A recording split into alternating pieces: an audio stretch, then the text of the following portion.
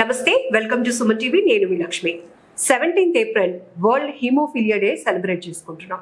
అసలు ఈ హెమటాలజీ ఏంటి, హీమోఫీలియా ఎందుకు వస్తుంది, వాటి లక్షణాలు ఎలా ఉంటాయి, ఎలాంటి ట్రీట్మెంట్ ఉంటుంది, ముందుగానే దాన్ని గుర్తించడానికి ఏ రకమైన టెస్ట్లు అవసరం, గణాంకాల ప్రకారం ప్రతి సంవత్సరం వరల్డ్ వైడ్గా ఎన్ని కేసెస్ నమోదవుతున్నాయి, ఈ కేసుల్ని ఎందుకంత సీరియస్గా తీసుకోవాల్సిన అవసరం ఉంటుంది, ట్రీట్మెంట్ నెగ్లిజెన్సీ చేస్తే కనుక వచ్చే కాంప్లికేషన్స్ ఏంటి, ఫుల్గా ఈ వీడియోలో పూర్తి డీటెయిల్స్ తెలుసుకుందాం. మనతో పాటు డాక్టర్ ఎం లక్ష్మీ మైథిలి గారు ఉన్నారు, consultant hematologist, Apollo hospitals, Vizag. నమస్తే మేడం. నమస్తే అండి. Thank you. Yes ma'am, 17th మనం హీమోఫీలియా డే సెలబ్రేట్ చేసుకుంటున్నాం. కానీ ఈ కేసెస్ చూస్తే కనుక అరుదుగా, అసలు ఈ వర్డ్ కూడా చాలా వరకు పరిచయం కాదు అన్నట్టే అనిపిస్తూ ఉంటుంది. బట్ రెగ్యులర్గా మీకు కన్సల్టెంట్కి వచ్చేటటువంటి కేసెస్లో చూస్తే ఏ తరహా లక్షణాలతో వస్తూ ఉంటారు? హీమోఫీలియా అన్నది ఒక జెనెటిక్ బ్లీడింగ్ డిసార్డర్ అండి. మామూలుగా మనకి ఏమైనా దెబ్బ తగిలినప్పుడు వితిన్ 3 to 4 minutes బ్లడ్ అన్నది క్లాట్ అయిపోతుంది, బ్లీడింగ్ స్టాప్ అవుతుంది. కాకపోతే ఈ హీమోఫీలియాలో ఏంటంటే వీళ్ళకి చిన్న దెబ్బ తగిలినప్పుడు బ్లీడింగ్ అలానే కంటిన్యూ అవుతూ ఉంటుంది. వీళ్ళకి మెయిన్గా మన క్లాటింగ్ సిస్టంలో చిన్న డిఫెక్ట్ ఉంటుంది. నార్మల్ బ్లడ్ క్లాట్ అవ్వడానికి మనకు ప్లేట్లెట్స్ అండ్ క్లాటింగ్ ఫ్యాక్టర్స్ అన్నవి బాడీలో ఉంటాయి. వాటి వలన మన బ్లడ్ నార్మల్గా క్లాట్ అవుతుంది. ఈ హీమోఫీలియాలో ఫ్యాక్టర్ 8, ఫ్యాక్టర్ 9 అన్న ఫ్యాక్టర్స్, క్లాటింగ్ ఫ్యాక్టర్స్ సరిగ్గా ఉండకపోవడం వలన మనకి బ్లీడింగ్ అన్నది ప్రొలాంగ్గా ఉంటుంది. సో ఈ హీమోఫీలియా పేషెంట్స్ ఏంటంటే మనకి వెరీ కామన్లీ జాయింట్ బ్లీడ్స్తో వస్తారండి. Bleeding in joints, usually knee joint కానీ యాంకిల్ జాయింట్లో కానీ బ్లీడింగ్ అవుతూ ఉంటుంది. సో ఆ బ్లీడ్తో పెయిన్ ఉంటుంది, పెయిన్తో పాటు స్వెల్లింగ్ ఉంటుంది. అండ్ రిపీటెడ్గా ఇలా జాయింట్ బ్లీడ్స్ అవుతూ ఉంటే లోపల లైనింగ్ అన్నది డ్యామేజ్ అయ్యి ఫ్యూచర్లో మనకి joint damage and joint deformity కూడా అయ్యే ఛాన్సెస్ ఉంటాయి. ఓన్లీ జాయింట్ బ్లీడ్సే కాకుండా మజిల్లో కూడా బ్లీడ్స్ అవుతూ ఉంటాయి. వెరీ రేర్లీ మనకి ముక్కు నుంచి బ్లీడింగ్ అవ్వడం, దంతాలు ఊడినప్పుడు ప్రొలాంగ్గా బ్లీడ్ అవ్వడము, అండ్ యూరిన్లో, మోషన్లో అప్పుడప్పుడు బ్లీడింగ్ అవ్వడం, వెరీ రేర్లీ బ్రెయిన్లో కూడా బ్లీడ్ అయ్యే ఛాన్స్ ఉంటుందండి. ఇవన్నీ లైఫ్ థ్రెటనింగ్ బ్లీడ్స్ అంటాం. యూజువల్గా హీమోఫీలియా అన్నది చాలా లెస్ డయాగ్నోస్డ్ అండి. ఆల్మోస్ట్ 3-4 కేసెస్ అన్నవి మనకి అంతుపట్టవు. హీమోఫీలియా మనకి world wide more than 2 lakh cases అన్నవి ఉన్నాయండి. అండ్ వరల్డ్ వైడ్ చూస్తే స్టాటిస్టిక్స్లో ఇండియా టాప్లో ఉందండి. అంటే ఆల్మోస్ట్ 50,000 పైగా కేసెస్ ఓన్లీ మన ఇండియాలోనే నమోదయ్యాయి. ఆంధ్రప్రదేశ్లో చూస్తే అరౌండ్ 1600 కన్నా ఎక్కువ హీమోఫీలియా పేషెంట్స్ అన్న వాళ్ళు డయాగ్నోస్ అయ్యి ఉన్నారు. ఇందులో హీమోఫీలియాలో మళ్ళీ టైప్స్ ఏమైనా ఉంటాయి మ్యామ్? మనకి క్లాటింగ్ ఫ్యాక్టర్స్ అన్నవి 1 to 13 ఉంటాయండి బాడీలో. దాంట్లో మోస్ట్ కామన్ ఫ్యాక్టర్ 8 డెఫిషియన్సీని హీమోఫీలియా ఏ అంటాము, ఫ్యాక్టర్ 9 డెఫిషియన్సీని హీమోఫీలియా బి అంటాం. వెరీ రేర్గా ఫ్యాక్టర్ 11 డెఫిషియన్సీ కూడా ఉంటుంది, వాటిని హీమోఫీలియా సి అంటాం. సో మెయిన్గా మనకు ఫ్యాక్టర్ 8, ఫ్యాక్టర్ 9 డెఫిషియన్సీతో పేషెంట్స్ బ్లీడింగ్ ఎపిసోడ్స్తో వస్తూ ఉంటారు. తరచుగా మీరు ట్రీట్ చేసే కేసెస్ చూస్తే కనుక ఎక్కువగా ఏ ఏజ్ గ్రూప్ వాళ్ళు మిమ్మల్ని అప్రోచ్ అవుతుంటారు? ఇది జెనెటిక్ అబ్నార్మాలిటీ అండి. సో పుట్టుకతోనే వీళ్ళలో ఈ ఫ్యాక్టర్ 8 కానీ ఫ్యాక్టర్ 9 కానీ లోపం అన్నది ఉంటుంది. ఈ జెనెటిక్ అబ్నార్మాలిటీ ఏంటంటే ఫ్యాక్టర్ 8, ఫ్యాక్టర్ 9 జీన్స్ మనకి X క్రోమోజోమ్ మీద ఉంటాయి. సో ఈ బ్లీడింగ్ సిమ్టమ్స్ అన్నవి ఎక్కువగా మేల్స్లో చూస్తూ ఉంటాం. ఎందుకు మేల్స్లో ఎక్కువ కామన్ అంటే మేల్స్లో ఒకటే X క్రోమోజోమ్ ఉంటుంది, ఫీమేల్స్లో 2 X క్రోమోజోమ్స్ ఉంటాయి. సో ఒక దాంట్లో అబ్నార్మాలిటీ ఉన్న second X chromosome normal factor 8, factor 9ని ప్రొడ్యూస్ చేస్తుంది. కాబట్టి ఫీమేల్స్లో సిమ్టమ్స్ అన్నవి చాలా తక్కువగా ఉంటాయి. మేల్స్ చిన్న చిల్డ్రన్ పాకే వయసు నుంచి మనకు బ్లీడింగ్ సిమ్టమ్స్తో వస్తూ ఉంటారు. ఆ టైంలో జస్ట్ పాకే టైంలో మనకి నీ బ్లీడ్స్ లో రావడము, యాంకిల్లో బ్లీడ్స్ రావడం అన్నది క్వైట్ కామన్గా చూస్తూ ఉంటాము. సో ఎర్లీగా మనం డయాగ్నోసిస్ చేయడానికి ఏమైనా టెస్ట్లు అవసరం అవుతాయంటారా? డెఫినెట్గా అండి. మనకేంటంటే ఈ కండిషన్ ఉంటుంది అని అవేర్నెస్ అన్నది ఉండాలి. బికాస్ జస్ట్ జాయింట్ ఏదో దెబ్బ తగిలింది, జాయింట్ స్వెల్లింగ్ అయింది, 1-2 డేస్లో తగ్గిపోయింది అని మనం అలా వదిలేయకూడదు. సో జాయింట్ బ్లీడ్స్ ఉన్నప్పుడు డెఫినెట్గా బ్లీడింగ్ డిసార్డర్ ఏమైనా ఉందా అన్నది, సో ఇలా జాయింట్ బ్లీడ్స్తో వచ్చినప్పుడు ఏమైనా బ్లీడింగ్ డిసార్డర్ ఉన్నదా అన్నది చిన్న డౌట్ అయితే రావాలండి. సో దీనికి ఈ టెస్ట్స్ ఏముంటాయంటే బేసిక్ క్లాటింగ్ టెస్ట్ అన్నవి ఉంటాయి.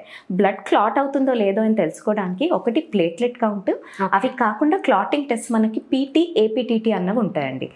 ఈ హీమోఫీలియాలో ఏంటంటే ఏపీటీటీ అన్న ఒక టెస్ట్ ప్రొలాంగ్గా ఉంటుంది. అంటే ఎంత టైంలో క్లాట్ అవ్వాలో దానికన్నా ఎక్కువగా టైం తీసుకుంటుంది అన్నమాట. సో వన్స్ ఆ ఏపీటీటీ అన్నది ప్రొలాంగ్డ్ ఉంటే వీళ్ళకి ఈదర్ ఫ్యాక్టర్ 8 కానీ ఫ్యాక్టర్ 9 కానీ డెఫిషియన్సీ ఉండొచ్చు. ఎందుకంటే ఈ ఫ్యాక్టర్సే క్వైట్ కామన్గా ఉంటాయి.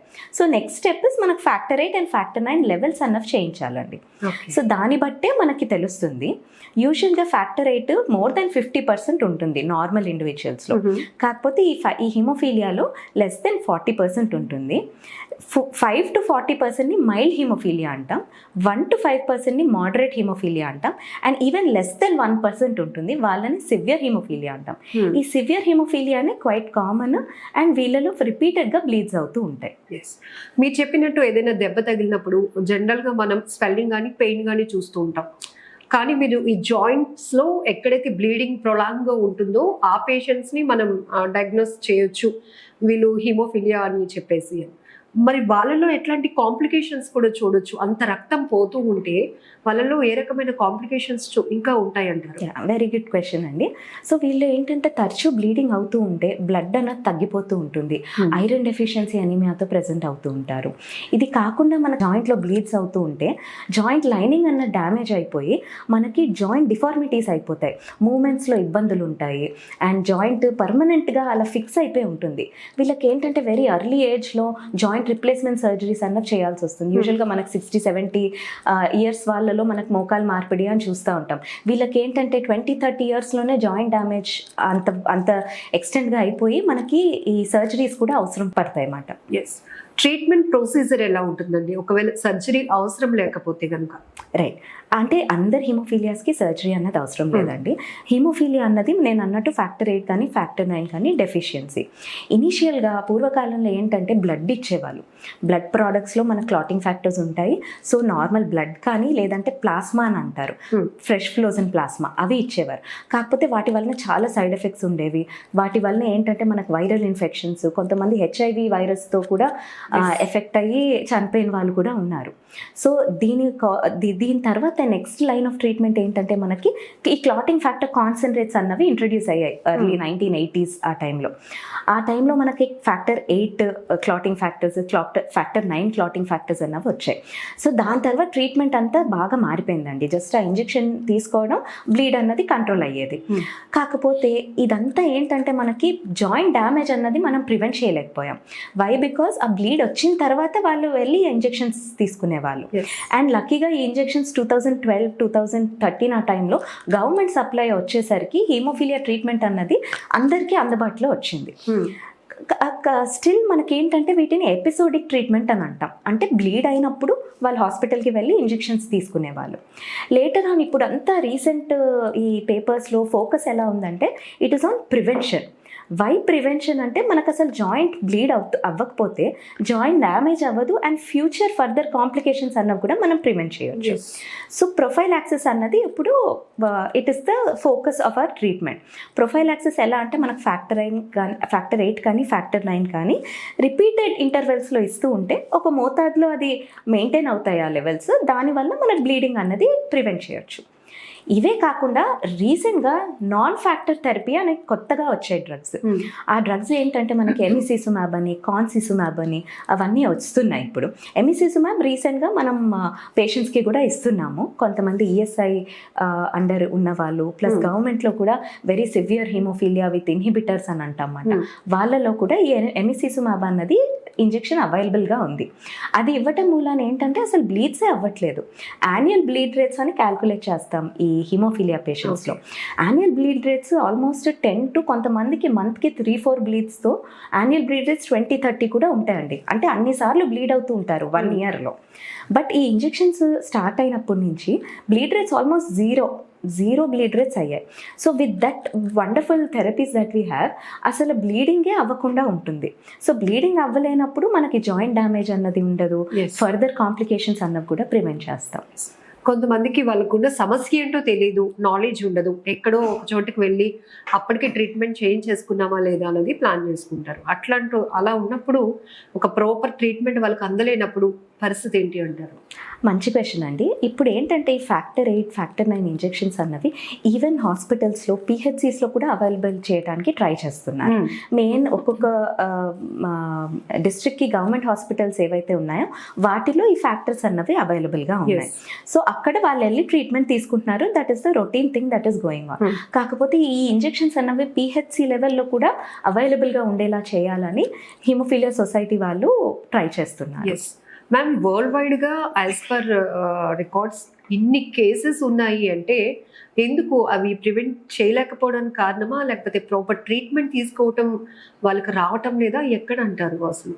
బేసిక్లీ ఏంటంటే డయాగ్నోసిస్ ఒకటి కొంచెం డిలే అవుతుందండి. అండ్ ఈ వరల్డ్ హీమోఫీలియా డే 2026 థీమ్ ఏంటంటే diagnosis first step to care. So first ఎర్లీగా డయాగ్నోస్ చేయగలిగితే, దీనికి ప్రాపర్ ట్రీట్మెంట్ అన్నది వాళ్ళు ఎర్లీ లైఫ్ నుంచి స్టార్ట్ చేస్తే we can prevent further complications. And even పేషెంట్స్కి అండ్ పేషెంట్ యూజువల్గా కేర్ టేకర్స్ పేరెంట్స్ ఉంటారు, వాళ్ళకి ఈ డిజీజ్ గురించి చాలా వరకు తెలుసుకోవాలి. సో వాళ్ళకి ఆ డిజీజ్ గురించి కంప్లీట్ అవగాహన అన్నది ఎర్లీ డయాగ్నోసిస్ వలన మనకి ఇవన్నీ ఎస్టాబ్లిష్ అవుతాయి. సో వీళ్ళకి ఏంటంటే పిల్లలకి పాకే వయసు నుంచి బ్లీడింగ్స్ అవుతూ ఉంటాయి కదా. సో మా పేరెంట్స్ చాలా జాగ్రత్తగా చూసుకుంటారు, గాజు బొమ్మలాగా చూసుకుంటారు అని అంటారు. సో వీళ్ళకి స్కూల్ పంపించేటప్పుడు భయపడుతూ పంపిస్తారు. స్కూల్కి వెళ్ళిన తర్వాత కూడా ఏమైనా ఫోన్ కాల్ వస్తే అయ్యో బ్లీడింగ్ అయిందా అన్నది భయపడుతూ ఉంటారు. సో బేసిక్లీ మన ఏమంతా ప్రొఫైల్ యాక్సెస్ మీద ఉంటే, అసలు బ్లీడ్సే అవ్వకుండా ఉంటే వాళ్ళ ఫ్యూచర్ నిజంగా చాలా చేంజ్ అవుతుంది. వాళ్ళు క్వాలిటీ ఆఫ్ లైఫ్ చాలా బాగా ఉంటుంది వన్స్ బ్లీడ్స్ మనం ప్రివెంట్ చేయగలిగితే.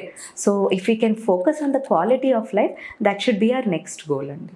సో ఈ పేషెంట్స్ ఉన్న వాళ్ళు ఫ్యామిలీస్కి ఎట్లాంటి మోటివేషన్ అవసరం అవుతుంది?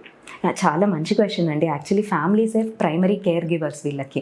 సో ఫ్యామిలీస్ ఏంటంటే ఎస్పెషలీ మదర్ వాళ్ళ కేర్ తీసుకుంటూ ఉంటారు. రిపీటెడ్ బ్లీడింగ్స్ అవుతూ ఉంటే చిన్న పిల్లలకి కన్నా పేరెంట్స్కి ఎక్కువ ట్రామా ఉంటుందండి. Both physical trauma, emotional trauma కూడా ఉంటుంది. బికాస్ ఎవ్రీ బ్లీడ్కి వాళ్ళని హాస్పిటల్కి తీసుకెళ్లాల్సి వస్తుంది. రిపీటెడ్గా బ్లీడ్స్ అవుతూ ఉంటాయి. అండ్ పిల్లలకి ఏమీ తెలియదు ఆ వయసులో. అప్పుడు మేజర్ బర్డెన్ అంతా పేరెంట్స్ మీదే ఉంటుంది. సో మనకేంటంటే ఈ హీమోఫీలియా సొసైటీ అని చెప్పాను కదా, అది మనకి వైజాగ్ చాప్టర్ అని మనకి విశాఖపట్నం, విజయనగరం అండ్ శ్రీకాకుళం 3 జిల్లాలకి ఒక విశాఖపట్నం చాప్టర్ అని ఉంది. సో వాళ్ళు రిపీటెడ్ మీటింగ్స్ కండక్ట్ చేస్తూ ఉంటారు. ఎవ్రీ ఇయర్ మీటింగ్స్ కండక్ట్ చేస్తూ ఉంటారు. ఈ రీసెంట్ ట్రీట్మెంట్ ప్రోటోకాల్స్ ఏంటి, రీసెంట్ అడ్వాన్సెస్ ఏమున్నాయి అవన్నీ పేషెంట్స్కి తెలియజేస్తూ ఉంటారు. దేర్ బై వాళ్ళకి అవగాహన అన్నది పెరుగుతూ ఉంటుంది. అండ్ వాళ్ళందరూ రీసెంట్గా నేను last Sunday I went for a meeting and వాళ్ళందరూ ఏంటంటే ఒక ఫ్యామిలీ లాగా ఉంటారు. ఎందుకంటే every one or under going the same problem. ఒకరినొకరు సపోర్ట్ చేసుకుంటూ ఉంటారు. అండ్ పిల్లల్ని చూస్తే యాక్చువల్గా వాళ్ళకి ఆ డిజీజ్ ఉన్నట్టు ఉండదు, కాకపోతే వాళ్ళకి ఎపిసోడిక్గా బ్లీడ్స్ అవుతూ ఉంటాయి. ఆ బ్లీడ్సే మనం ప్రివెంట్ చేయగలిగితే వాళ్ళకి నార్మల్ లైఫ్ అందజేయచ్చు అండ్ క్వాలిటీ ఆఫ్ లైఫ్ అన్నది ఇంప్రూవ్ చేయొచ్చు. సో మీరు చెప్పారు ఈ పేషెంట్స్లో జాయింట్స్ దగ్గర బ్లీడ్ అవుతూ ఉంటుంది, ముక్కులో, నోటి నుంచి, బ్రెయిన్లో కూడా. సో ఈ ప్లేసెస్, పొజిషన్స్ బట్టి కూడా ఒక రకమైన ప్యానిక్ ఉంటుంది పేషెంట్స్లో. నోటి నుంచి వచ్చేది అంటే అది ఏమైనా క్యాన్సర్ అట్లా అనుకునేది కూడా ఉంటుంది. అలా అనుకుని మిమ్మల్ని అప్రోచ్ అవుతూ ఉంటారా? ఉంటుందండి. ఎక్కువగా నేను అన్నట్టు జాయింట్ బ్లీడ్స్ అన్నవి మోస్ట్ కామన్గా ఉంటాయి. వాళ్ళకి ఏంటంటే ఒక జాయింట్ లో మల్టిపుల్ టైమ్స్ బ్లీడ్స్ అవుతూ ఉంటాయి. ఆ జాయింట్ని టార్గెట్ జాయింట్ అంటారు. ఒక 6 monthsలో మోర్ దెన్ 2 times బ్లీడ్ అయితే వాటిని టార్గెట్ జాయింట్స్ అని అంటారు. ఆ జాయింట్లో ఏంటంటే రిపీటెడ్గా బ్లీడ్ అవుతూ ఉంటుంది. సో అవి మనం ప్రివెంట్ చేయడానికి very important thing is physiotherapy. Physiotherapy అన్నది చాలా ఇంపార్టెంట్ హీమోఫీలియా పేషెంట్స్లో. బ్లీడ్ అయినప్పుడు కాకుండా నార్మల్ టైంలో వెన్ ద జాయింట్ మొబిలిటీ మనం ఇంప్రూవ్ చేయగలిగితే, దాంతోపాటు మనకు మజిల్ స్ట్రెంగ్త్ అనేది బిల్డప్ చేయగలిగితే మనకు ఆ జాయింట్ బ్లీడ్స్ అన్నవి ప్రివెంట్ చేయొచ్చు. Thereby we are giving good quality of life to the patient. ఇదే కాకుండా మీరు అన్నట్టు ముక్కు నుంచి నోట్లో నుంచి బ్లీడింగ్స్ ఒక్కొక్కసారి అవుతూ ఉంటాయి. బేసిక్లీ హీమోఫీలియా పేషెంట్స్లో వెరీ సాఫ్ట్ బ్రిజిల్స్ బ్రషెస్ అని చెప్తామన్నమాట. బికాస్ హార్డ్గా బ్రష్ చేసుకుంటే మళ్ళీ బ్లీడింగ్ అన్నది ప్రాబ్లం అవ్వచ్చు. అండ్ వీళ్ళలో డెంటల్ హైజీన్ మెయింటెనెన్స్ కూడా చాలా ఇంపార్టెంట్. రిపీటెడ్ బ్లీడ్స్ అవుతూ ఉంటే డెంటల్ హైజీన్ కూడా ఎఫెక్ట్ అవుతుంది. సో వీళ్ళకి రిపీటెడ్ డెంటిస్ట్ కన్సల్టేషన్స్ కూడా చాలా ఇంపార్టెంట్ వీళ్ళలో. సో ఏ కండిషన్లో వీళ్ళకి సర్జరీ అవసరం అవుతుంది? మనకేంటంటే రిపీటెడ్ బ్లీడ్స్ వలన జాయింట్ డ్యామేజ్, జాయింట్ ఇమ్మొబిలైజేషన్ అయిపోతుంది, ఫిక్స్డ్ అయిపోతుంది జాయింట్ ఒకటే పొజిషన్లో. ఆ టైంలో రేంజ్ ఆఫ్ మూమెంట్ అంటే మొబిలిటీ పెంచడానికి మనకి సర్జరీ అన్నది అడ్వైస్ చేస్తారు. సో మ్యామ్ ఇప్పుడు ఈ పేషెంట్స్ ని హెమటాలజిస్ట్ గా మీరు ట్రీట్ చేస్తూ ఉంటారు కదా, ఒకవేళ సర్జరీ అవసరం అయితే కనుక ఒక టీమ్ వర్క్ చేయాల్సి ఉంటుంది, ఎవరెవరు అవసరం అవుతూ ఉంటారు? డెఫినెట్లీ అండి. So surgery in haemophilia patient is definitely a team work. మనకి ఏంటంటే హీమోఫీలియా పేషెంట్స్లో నార్మల్ చిన్న దెబ్బలు తగిలినప్పుడే బ్లీడింగ్ అవుతుంది అని అంటున్నాను, బట్ సర్జరీ అంటే వీళ్ళకి మేజర్ సర్జరీస్ అవసరం ఉంటాయి. Suppose joint replacement, total knee replacement surgery అవసరం పడితే అదేమో మేజర్ సర్జరీ. సో ఏదైనా ఒక మల్టీ డిసిప్లినరీ టీమ్ అన్నది ఉండాలి. అండ్ వీళ్ళకి ఏంటంటే we should prepare them for surgery. So వీళ్ళకి ఫ్యాక్టర్ 8 ఇంజెక్షన్స్ అన్నవి ఒక టార్గెట్ లెవెల్ అన్నది మెయింటైన్ చేయాలి. మనం ఫ్యాక్టర్ 8 లెవెల్స్ అన్నవి మెయింటైన్ చేస్తూ injections before surgery, during surgery, post of పీరియడ్లో కూడా మనకి ఈ ఫ్యాక్టర్ 8 సపోర్ట్ అన్నది కంటిన్యూ చేస్తూ ఉండాలి. వీళ్ళకి almost 1 week to 2 weeks factor 8 ఇస్తూ ఉండాలి. సో దట్ పోస్ట్ సర్జరీ కూడా మనకు బ్లీడ్ అయ్యే ఛాన్సెస్ ఉంటాయి. సో ఆ బ్లీడ్స్ని ప్రివెంట్ చేయడానికి, బాగా మనం బ్లీడ్ కంట్రోల్ చేయగలిగితే హీలింగ్ కూడా బెటర్గా ఉంటుంది, తొందరగా సర్జరీ నుంచి రికవర్ అవుతారు. సో జెనెటికల్ కాజెస్ ఉన్నప్పుడు ఇప్పుడు ఫ్యామిలీలో ఎవరికైనా ఈ తరహా ఉంటే గనుక నెక్స్ట్ జనరేషన్కి రావడానికి ఎంతవరకు ఛాన్సెస్ ఉంటాయి? ఒకవేళ డెలివరీకి వెళ్ళేటప్పుడు కానీ లేకపోతే ప్రెగ్నెంట్ లేడీ హిస్టరీ చూస్తే బేబీకి కూడా రావడానికి అవకాశం ఉంటుందా, లేదంటే ప్రీవియంట్ గా ఏమైనా మెడికేషన్ ఉంటుందా? వెరీ గుడ్ క్వశ్చన్ అండి. ఇది యూజువల్గా నేను చెప్పినట్టు మేల్స్లో ఎఫెక్టెడ్ ఉంటారండి. సో మేల్స్లో సింగిల్ ఎక్స్ క్రోమోజోమ్ ఉంటుంది కాబట్టి వాళ్ళకి ఈ హీమోఫీలియా డిజీజ్ అన్నది ఉంటుంది.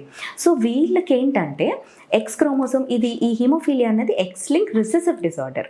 సో మనకి నెక్స్ట్ జనరేషన్ ఒకవేళ మేల్ ఎఫెక్ట్ అయితే నెక్స్ట్ జనరేషన్లో ఆ పేషెంట్కి పుట్టబోయే కూతుర్లు అంటే ఫీమేల్ చిల్డ్రన్ అందరికీ ఈ జీన్ అన్నది పాస్ అవుతుంది. Male children will not be affected, ఎందుకంటే వై క్రోమోజోమ్ వెళ్తుంది కాబట్టి male children will not be affected. కానీ ఫీమేల్ చిల్డ్రన్కి మనకు ఆ ఎక్స్ క్రోమోజోమ్ అన్నది పాస్ అవుతుంది కాబట్టి ఈ ఫీమేల్ చిల్డ్రన్ అందరూ వాళ్ళని క్యారియర్స్ అని అంటాం. ఎందుకంటే ఒక్క ఎక్స్ క్రోమోజోమ్లో మనకు ఆ మ్యూటేషన్ ఉంది. క్యారియర్స్ అని ఎందుకు అంటామంటే ఈ ఫీమేల్ చిల్డ్రన్ వాళ్ళ నెక్స్ట్ జనరేషన్కి పాస్ చేస్తారు.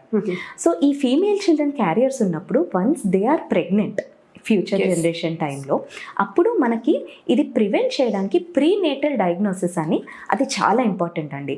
Once that carrier lady becomes pregnant, initial ప్రెగ్నెన్సీలో ఎస్పెషలీ 10 to 12 వీక్స్లో కోరియానిక్ విల్లస్ శాంప్లింగ్ అని చేస్తారు. 16 to 20 వీక్స్లో ఆమ్నియాటిక్ ఫ్లూయిడ్ అనాలిసిస్ అని చేస్తారు. ఈ ప్రొసీజర్స్లో మనకి ఫీటల్ డిఎన్ఏ అంటే లోపల పుట్టబోయే బేబీది డిఎన్ఏ ఎక్స్ట్రాక్ట్ చేసి ఆ బేబీ ఎఫెక్టెడా లేదా అన్నది ముందే తెలుసుకోగలుగుతాం. This is prenatal diagnosis. Once affected అని తెలిస్తే then we would advise them to terminate the pregnancy ఆ టైంలో. సో లాంగ్ టర్మ్ మెడికేషన్ ఉంటుందంటారా వీళ్ళకి? వీళ్ళకి ఏంటంటే నేను అన్నట్టు ఎపిసోడిక్ అండ్ ప్రొఫైలాక్సిస్ అని ఉంటుంది. ఎపిసోడిక్ అంటే వెన్ ద బ్లీడ్ కమ్స్, బ్లీడ్ని ట్రీట్ చేయడానికి ఫ్యాక్టర్ 8 కానీ ఫ్యాక్టర్ 9 కానీ ఇంజెక్షన్స్ ఇవ్వాలి. ప్రొఫైలాక్సిస్ ఏంటంటే ఫ్యాక్టర్ 8 ఫ్యాక్టర్ 9 ఇంజెక్షన్స్ రిపీటెడ్గా ఇవ్వడము, లేదంటే నాన్ ఫ్యాక్టర్ థెరపీస్ ఎమిసిజుమాబ్ లాంటి డ్రగ్స్ అన్నవి తీసుకోవడం. ఇవే కాకుండా ఫ్యూచర్లో we have gene therapies that are coming up అండి. Maybe 5-10 years down the lane ఈ జీన్ థెరపీస్ అన్నవి రొటీన్ ప్రాక్టీస్లోకి వస్తే it will be a game changing modality. So ఈ జీన్ థెరపీ ఏంటంటే ఫ్యాక్టర్ 8 ఫ్యాక్టర్ 9 ఏవైతే జీన్ ఆల్టరేషన్స్ ఉన్నాయో మన ఎక్స్ క్రోమోజోమ్లో, ఈ జీన్ థెరపీ వలన ఆ ఆల్టరేషన్స్ అన్నవి కరెక్ట్ చేసి నార్మల్ ప్రొడక్షన్ ఆఫ్ ఫ్యాక్టర్ 8 కానీ ఫ్యాక్టర్ 9 కానీ నార్మల్ ప్రొడక్షన్ వస్తుంది అన్నట్టు ఏం చేస్తే జీన్ థెరపీ అన్నది సక్సెస్ అవుతుందండి. అండ్ ఈ సక్సెస్ రేట్స్ ఫ్యాక్టర్ 9లో చాలా బాగున్నాయి. What all the studies are going on right now, factor 9లో the studies are really effective. Factor 8లో కూడా in some patients it's showing very good results and almost normal production of factor 8 factor 9 levels అన్నవి maintain అవుతున్నాయి. Yes, ఈ పేషెంట్స్లో టార్గెటెడ్గా bleeding parts అన్ని ఉంటాయని చెప్తున్నారు కదా, ఫిజికల్గా వాళ్ళలో ఏమైనా చేంజెస్ గమనించగలుగుతామంటారా? వీళ్ళలో రిపీటెడ్ బ్లీడ్స్ అవ్వడం వలన మజిల్ వీక్నెస్ కూడా అయిపోతుందండి.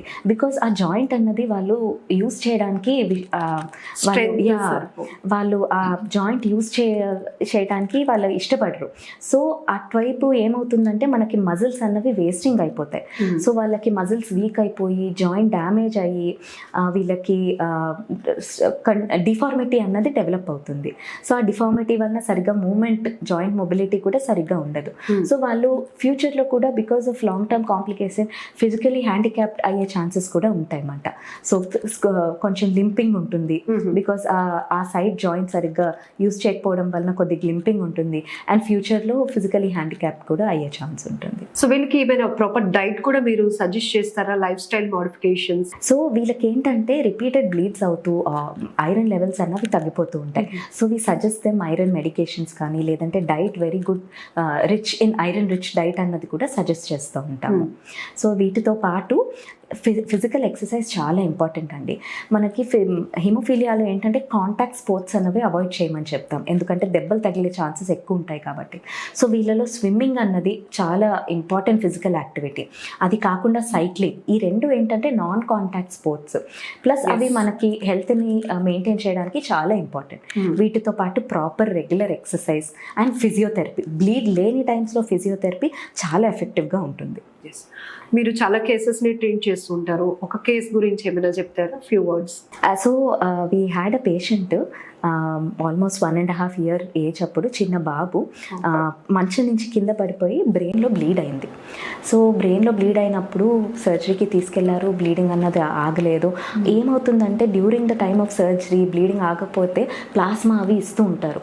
సో ప్లాస్మా ఇచ్చినప్పుడు మనకి వాల్యూస్ అన్ని అప్ అండ్ డౌన్ అవుతాయి. ఆ టైంలో మనం డయాగ్నోసిస్ కూడా చేయలేం. Once patient recovers from that episode, దాని తర్వాత నా దగ్గర పంపించారు. అప్పుడు ఇన్వెస్టిగేట్ చేస్తే హిమోఫీలియా అని తెలిసింది. And severe haemophilia less than 1% factor VIII levels. So ఆ పేషెంట్కి ఏంటంటే ఎపిసోడిక్ ట్రీట్మెంట్ అన్నది ప్రస్తుతానికి జరుగుతుంది. బట్ ఈ మనకు ప్రొఫైలాక్సిస్ అన్న ఇంజెక్షన్స్ మనకు అందరికీ ఇవ్వగలిగితే ఈవెన్ ఫ్యూచర్ బ్లీడ్స్ అన్నది కూడా ప్రివెంట్ చేయొచ్చు. There was one more patient. ఆ పేషెంట్ ఏంటంటే ఐఐటికి ప్రిపేర్ అవుతూ ఉన్నారు.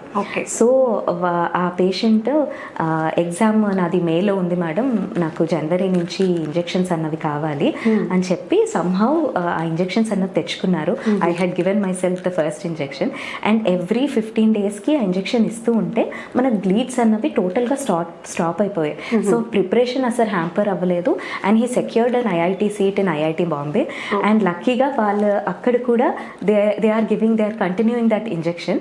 అక్కడ వాళ్ళ ఐ థింక్ టాటా నుంచి they are getting the injections and అది ఇంజెక్షన్స్ కంటిన్యూ చేస్తున్నారు. And he is leading a normal life. అంటే వీళ్ళు ఏంటంటే డిజీజ్ ఉన్నది కూడా మర్చిపోయే ఛాన్సెస్ ఉంటాయి ఇలా ప్రొఫైల్ యాక్సెస్ ఉండి మనకు బ్లీడ్స్ అన్నది కంట్రోల్ అవుతాయి.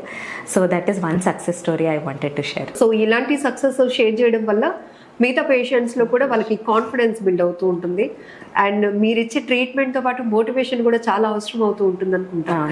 Very true, very true. ఏం చెప్తూ ఉంటారు జస్ట్ యంగర్ జనరేషన్ ఎవరైనా ఈ పేషెంట్స్ ఉంటే కనుక, మేడం నేను చాలా అనుకున్నాను కానీ ఏం చేయలేకపోతున్నాను, ఏం చెప్తూ ఉంటారు? వీళ్ళకి ఏంటంటే future is really bright for haemophilia అండి. రైట్ ఫ్రమ్ ప్రొఫైల్ యాక్సెస్ నుంచి ఇప్పుడు జీన్ థెరపీస్ గురించి కూడా మాట్లాడుకున్నాం. ఇవన్నీ ఫ్యూచర్లో ఆల్మోస్ట్ అందరికీ అందుబాటులో ఉండేలాగా వీఆర్ ట్రైయింగ్. సో హోప్ఫుల్లీ ఆబ్వియస్గా మనకి గవర్నమెంట్ సపోర్ట్ కూడా అవసరము. అలాంగ్ విత్ దాట్ మనకు అవైలబిలిటీ ఆఫ్ డ్రగ్స్ అవన్నీ కూడా ఉంటే వీళ్ళకి అసలు ఈ ప్రొఫైల్ యాక్సెస్ వల్ల బ్లీడ్స్ అన్నవి అవ్వకుండా ఉంటే they can lead a normal life. రోజు స్కూల్కి వెళ్ళొచ్చు, ఎక్కడ స్కూల్ మిస్ అవుతారో అనే టెన్షన్ ఉండదు. ఆటకి వెళ్ళొచ్చు, ఎక్కడైనా దెబ్బలు తగిలి బ్లీడ్ అవుతుందో అన్న టెన్షన్ కూడా ఉండదు. ఎవ్రీ ఏజ్లో వాళ్ళకి కొన్ని ప్రాబ్లమ్స్ ఉంటాయి. ఈవెన్ మనకి ఎల్డర్లీస్లో కూడా, పెద్దవాళ్ళలో కూడా వాళ్ళకి జాబ్కి వెళ్ళేటప్పుడు ఏమైనా బ్లీడ్ అవుతుంది అన్న భయం అన్నది ఉంటుంది. సో ఈ న్యూర్ థెరపీస్ వల్ల ఏంటంటే వీళ్ళకి బ్లీడ్స్ అన్నవి ఆల్మోస్ట్ నిల్ అయిపోతే they can lead a normal life and disease ఉన్నట్టు కూడా వాళ్ళకి తెలియకపోవచ్చు. అంత బాగా ఉన్నాయి future treatments. So hopefully we are wishing for a better future for all the hemophilia patients. So finally ఏం చెప్తారు మ్యామ్ ఈ పేషెంట్స్కి కానీ ఫ్యామిలీ మెంబర్స్కి కానీ? సో ఏదైనా దెబ్బ తగిలినప్పుడు బ్లీడింగ్ టైంకి ఆగకపోవడము, ప్రొలాంగ్గా ఉండటము, జాయింట్ బ్లీడ్స్ రావడము అవన్నీ నార్మల్ అయితే కాదండి. డెఫినెట్గా మీకు దగ్గరలో ఉన్న డాక్టర్ని సంప్రదించండి అండ్ మనకి బ్లీడింగ్ ప్రాబ్లం ఏమైనా ఉందా లేదా అన్నది ఎర్లీ డయాగ్నోసిస్ మనం చేయగలిగితే that is the first step to care. మేము ఫైనల్లీ ఇందులో కూడా చాలా అపోహలు ఉంటాయి, మిస్కన్సెప్షన్స్ గురించి చెప్పండి. జనరల్గా ఏమనుకుంటూ ఉంటారు ఈ కేసెస్ ఫ్యామిలీలో ఎవరికైనా ఉన్నప్పుడు ఇది ఒక డిసీజ్ ఏం కాదు, లేకపోతే తగ్గిపోతుంది ఇట్లా అని అన్నప్పుడు కూడా కొంతమంది నెగ్లెక్ట్ చేయడానికి స్కోప్ ఉంటుంది కదా. సో బ్లీడింగ్ అన్నది అసలు నెగ్లెక్ట్ చేయకూడదు. వీళ్ళకి తరచూ నేను అన్నట్టు జాయింట్ బ్లీడ్స్ అన్న వస్తాయి. వీళ్ళు ఏంటంటే జాయింట్ బ్లీడ్స్ వచ్చినప్పుడు ఫ్యాక్టర్ తీసుకున్నాం, జాయింట్ బ్లీడ్ తగ్గిపోతుంది అని దాంతో అయిపోయింది అని అనుకుంటారు. బట్ అలా మనం స్టాప్ చేయకూడదండి. మనకి అంటే బ్లీడ్ అయినప్పుడు కాకుండా బ్లీడ్ లేనప్పుడు కూడా మనకి ఫిజియోథెరపీ అన్నది చాలా ఇంపార్టెంట్. అండ్ ఇప్పుడు మనకి ఏదైతే ప్రొఫైలాక్సిస్ మీద ఫోకస్ ఉందో, ఐ థింక్ అందరు patients not episodic but prophylaxis మీద ఫోకస్ చేయగలిగితే మనం ఈ బ్లీడ్స్ అన్నవి ప్రివెంట్ చేయొచ్చు అండ్ లాంగ్ టర్మ్ కాంప్లికేషన్స్ కూడా ప్రివెంట్ చేయొచ్చు. Thank you doctor. నమస్తే. థ్యాంక్ యూ అండి.